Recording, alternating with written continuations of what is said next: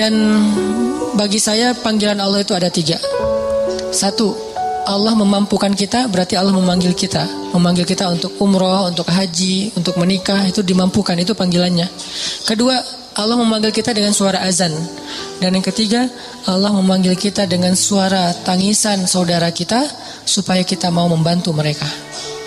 Jadi Allah gak memanggil kita dalam bentuk ayat, tapi tangisan anak-anak di Gota, tangisan anak-anak di Suriah, tangisan anak-anak di Rohingya, di Palestina, itu adalah panggilan Allah dengan dalam bentuk nada deringnya, tangisan mereka. Allah nelfon kita tuh, cuma nada deringnya, suara mereka, tangisan mereka. Kita harus angkat telepon Allah semampu kita. Jangan sampai kita mereject panggilan Allah yang sudah berdering sekian lama nih, udah mungkin 10 tahun berdering. Oh, udah pernah saya angkat Ustadz, angkat lagi aja terus sering. Makin sering kita mengangkat panggilan Allah, makin sering nanti Allah akan mengangkat panggilan kita. Kita lanjutkan tentang ayat was-sabiqun as-sabiqun di surat Al-Waqiah. Tentang gimana caranya kita punya keberanian dan kemantapan azam buat mengambil sebuah keputusan besar dalam hidup kita. Kalau kita analogiin tuh kayak misalnya seorang cewek lagi mau pulang ke Bandung dari luar kota nih. Terus dia pesan mobil rental dengan drivernya, gak kenal dengan drivernya. Tiba-tiba driver itu datang, terus penampilan drivernya kayak serem gitu. Si ceweknya gak kenal, penampilan drivernya agak serem, terus secara gayanya juga drivernya orangnya kayak menakutkan gitu. Pasti si cewek ini juga gak akan nyaman untuk bisa pakai mobil itu dengan driver itu pulang dari, misalnya sebutlah dari Jakarta ke Bandung, atau dari Pangandaran ke Bandung pakai mobil rental dengan driver kayak gitu malam hari. Pasti gak nyaman. Kalau dia bisa milih, pasti dia akan ganti.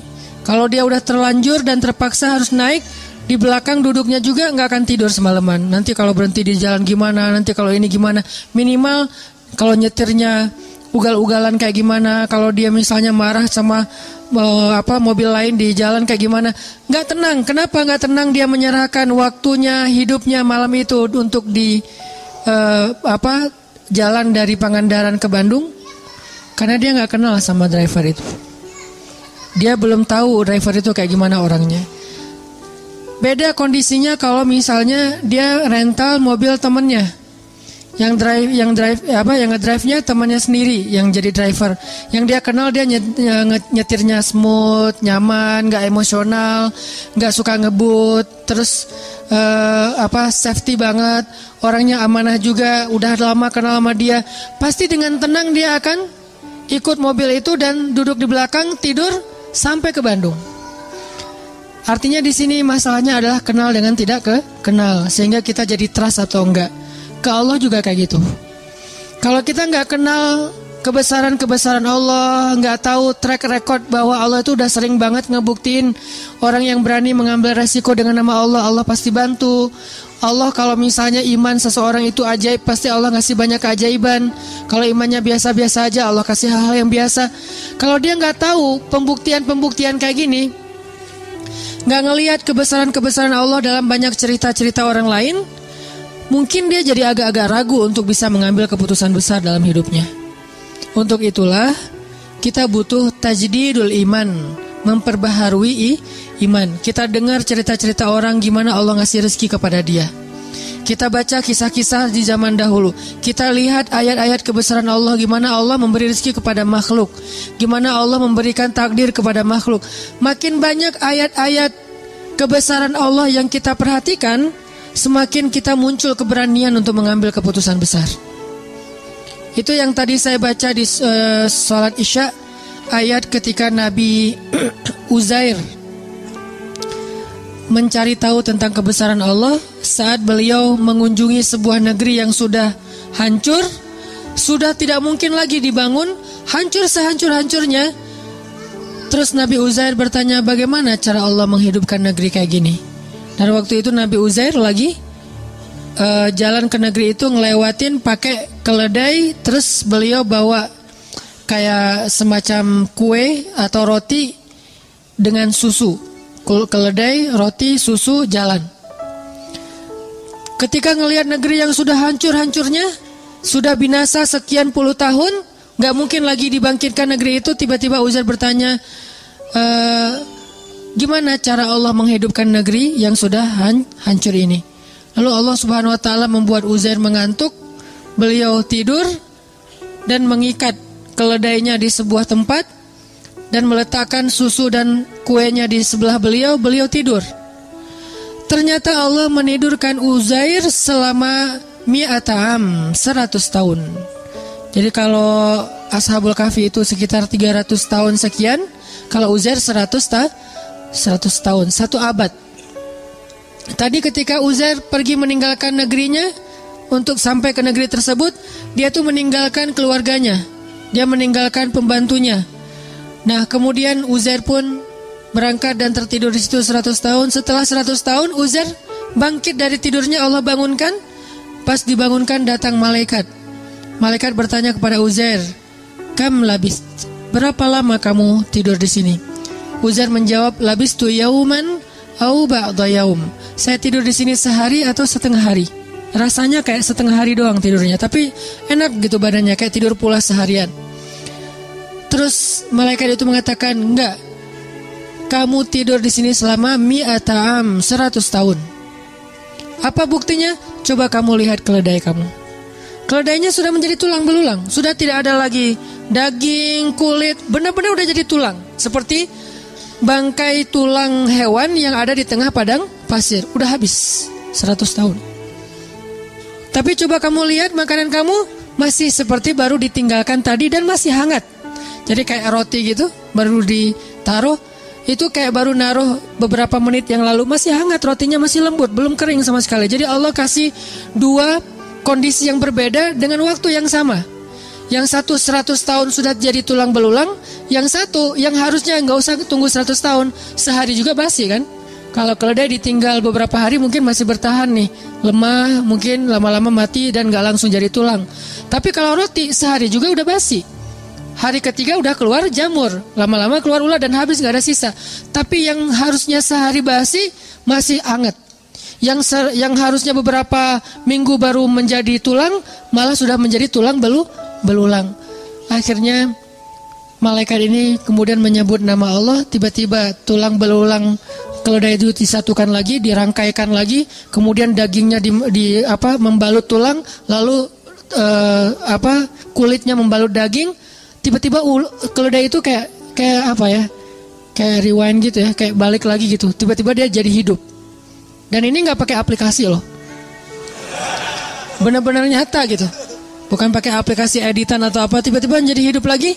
Dan keledai itu persis seperti ketika tadi Uzair tinggalkan saat sebelum beliau tidur. Disinilah Uzair mengatakan, "A'lamu annallaha ala kulli syai'in qadir." Sekarang saya mengerti, Allah itu emang maha kuasa atas apapun juga. Bisa apa aja, gak ada yang gak bisa. Nah, tajrid iman.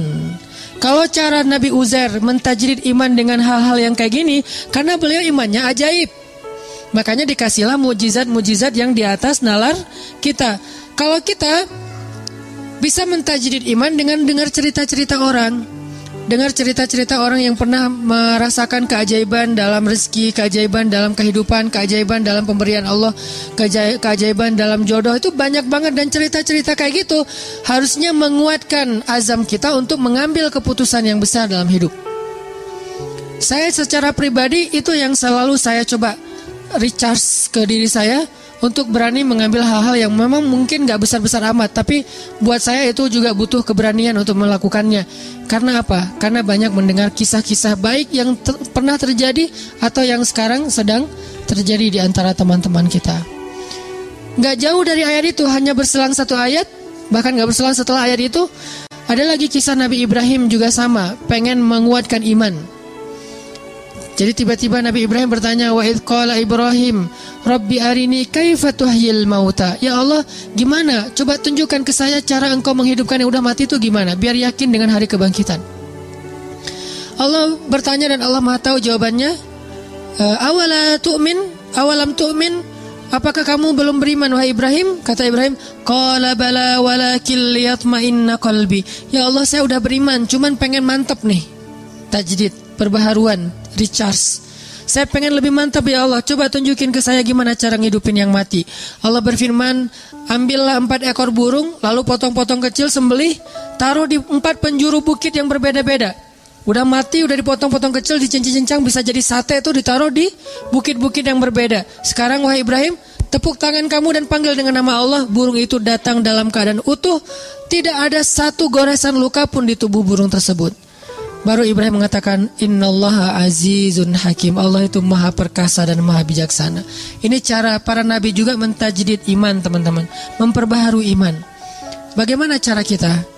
Tadi lihat kebesaran Allah di langit, lihat kebesaran Allah di bumi, baca ayat-ayat kauniyah, ayat-ayat ilmiah, lihat di sekitar kita, dengarkan kisah-kisah orang di sekitar kita. Maka kita makin yakin, gak usah khawatir kalau gambling dengan Allah. Asalkan kita ikhtiarnya halal, Allah gak bakal ngecewain kita. Kemarin ada seorang ustadz cerita ke saya, waktu saya ke Kalimantan, ke Balikpapan. Beliau tinggal di Balikpapan. Terus tiba-tiba dapat, beliau cerita ini setelah beliau dengar YouTube saya yang dulu saya tuh kesasar dari Bandung ke Indramayu, terus ke Cirebon, terus balik ke Bandung kan, yang tepuguh tuh nggak jelas gitu kan, muter setengah Jawa Barat, hanya pengen ngasih rezeki kepada orang yang jualan pal gentong di Cirebon. Beliau juga cerita, Ustadz saya juga pernah ngalamin yang kayak gitu, itu benar banget. Saya di Balikpapan, tiba-tiba teman saya ngajak saya untuk ada acara kayak seminar gitu, nemenin dia yang seminar, saya emang enggak, nemenin dia ke Jogja, nginep di hotel, karena dia temannya lagi ikut seminar, dia bingung kan mau ngapain. Tiba-tiba lagi habis sarapan itu, saya ngerasa kayak stroke gitu Ustadz. Setengah tubuh saya tuh kayak gak bisa digerakin, terus panas dingin, terus jantung saya tuh detak kencang, darah saya tuh kayak berpacu luar biasa gitu, kayak naik darah tinggi gitu. Terus dia pikir, astagfirullah, jangan-jangan saya meninggal, gak keren banget sih meninggalnya di kampung orang gitu. Dia takut, karena meninggalnya jauh dari keluarga, gak di Balikpapan, takut. Beberapa menit dia diem gitu, terus bertahap, perlahan kemudian normal lagi. Cuman dia kaget, takut, akhirnya dia pun lari ke apotik. Bawa dompet, pergi ke apotik, beli obat ditensi, terus beli obat kayak gitu di apotik. Setelah selesai itu dia pulang, pesen taksi online gitu, pakai pulsa dia yang ada di handphone, pesen, naik taksi online, pulang lagi ke hotel. Di tengah jalan dia ingat, dompet saya ternyata nggak ada. Cari-cari nggak ada, nggak di jok nggak ada. Terus nanya ke tukang taksi, kamu bawa dompet saya nggak? Ya nggak mungkin dibawa gitu, pokoknya nggak ada gitu ya, nggak lucu. Terus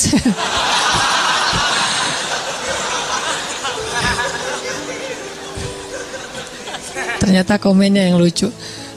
Terus dia nyari-nyari nggak nemu, dia bilang, Pak, boleh nggak saya balik lagi ke sana? Sampai di hotel dia order lagi, balik lagi ke apotik.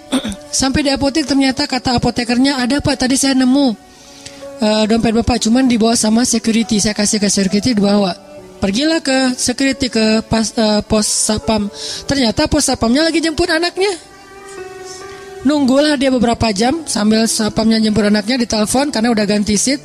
Terus telepon, sapamnya datang. Pas datang akhirnya dia karena merasa ini di sini ada dompet, ada duit, ada ATM, ada SIM, ada KTP, pokoknya banyak kartu berharga. Dia ngerasa sapam ini berjasa buat dia, dikasihlah entah 100.000 entah 200.000.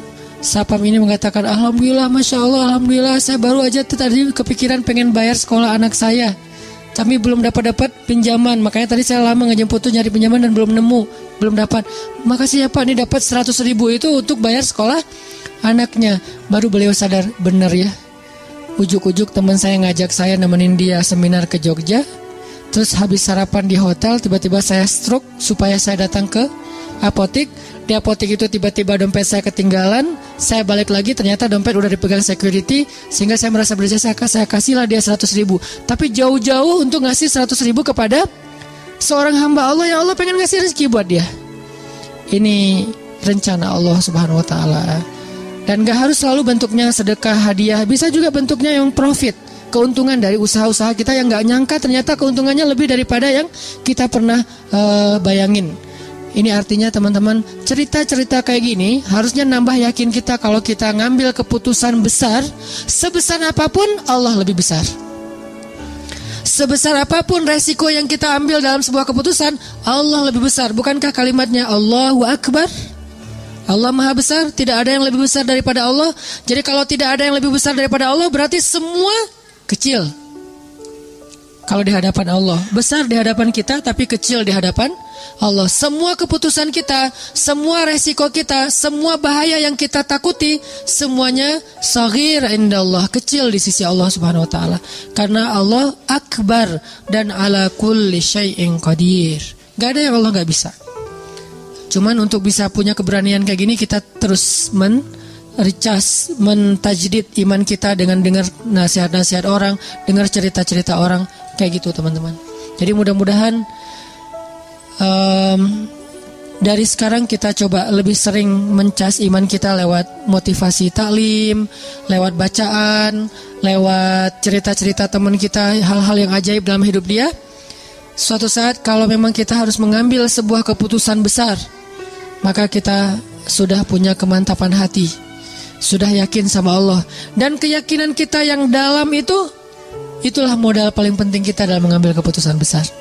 Bukan misalnya nih, mau ninggalin kerjaan, udah nabung dulu sekian ratus juta, biar nanti kalau lagi oleng masih ada simpanan uang. Bukan itu modal yang nomor satu, walaupun itu penting. Tapi bukan itu nomor satu. Nomor satu adalah yakin kepada Allah. Karena makin kita yakin kepada Allah, Allah juga makin ngebuktiin kebenaran dari keyakinan kita. Kalau kita ragu-ragu dikit, Allah ngebuktinya juga sesuai dengan zon, prasangka kita kepada Allah. Kalau buat saya pribadi, saya terus ngelatih yang kayak gini-gini. Pokoknya kalau sama Allah mah gak usah khawatir lah. Yang penting ikhtiar. Dan ikhtiar itu bagian dari tawakal. Ikhtiar itu bukan berbeda ya, bukan ikhtiar dan tawakal. Ikhtiar itu bagian dari tawakal.